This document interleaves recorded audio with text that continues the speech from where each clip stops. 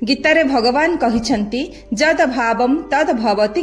मनुष्य जेपरी भावे सेहीपरि ताहार जीवनर फल मध्य होई जाए।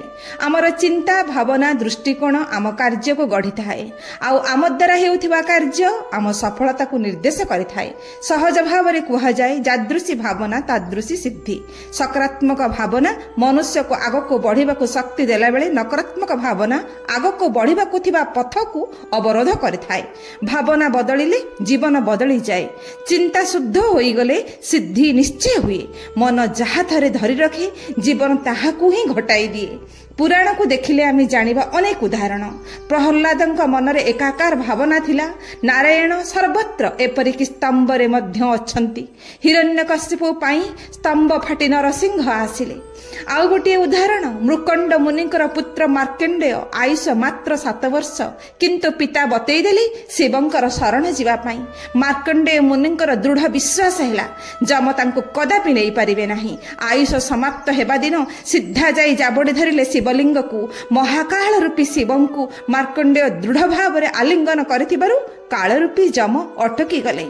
सेही मार्कंडेय मुनि पुणी बर पाइले 7 कल्प पर्यंत बंची रहिबा पाई। आज मध्य श्रीक्षेत्र मार्कंडेय पुष्करणी आ मार्कंडेय महादेव ताहार साक्षी अटंती। आउ गोटे उदाहरण गरुडंकर माता बिनता तांको साबतमा कद्रुंक पाखरे दासी होई रहिथिले। गरुड चाहिले मो मां को दासीपणर मुक्त करिवि। कद्रु शर्त रखिले तमे जदि मो नागपुत्र मानंक पई स्वर्गरु अमृत आनि देबो तेबे मु तुम माता को दासत्वर मुक्त करदेवी। गरुडंकर भावना एते दृढ़ थिला जे से एकाकी स्वर्ग को गले। देवता मानक सहित भीषण युद्ध कले एवं अमृत पात्र को धरी मर्त्यलोक को फेरी आसिले। हनुमान भितरे आरंभर शक्ति थिला किंतु से भूली जाइथिले। जाम्बवान ताको स्मरण कराई देले तुमे असीम शक्तिर अधिकारी। तुमे जेपरी भाबिबो सेपरी करि पारिबो। तुमे चाहिले ही समुद्र लंघन करि पारिबो। तुमे श्रीरामंकर कार्य करिबा पाई ही जन्म नेइछ। हनुमान भाबिले मोर जन्म श्रीरामंकर कार्य पाई। मु श्रीरामंकर दूत। हाँ मु तांको पाई समुद्र लंघी जीवी। से एकमात्र भाव जोगु 100 योजन समुद्र लंघी गले आउ माता सीता को ठाब कले।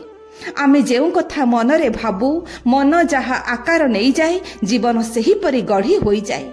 जेउ दिगरे मन तीव्र इच्छा निष्ठा भक्ति और संकल्प सहित बारंबार धाउ थाए समग्र सृष्टि मिसी सही काम को सफल करने को सहयोग करने को आगे आसंती। जय जगन्नाथ।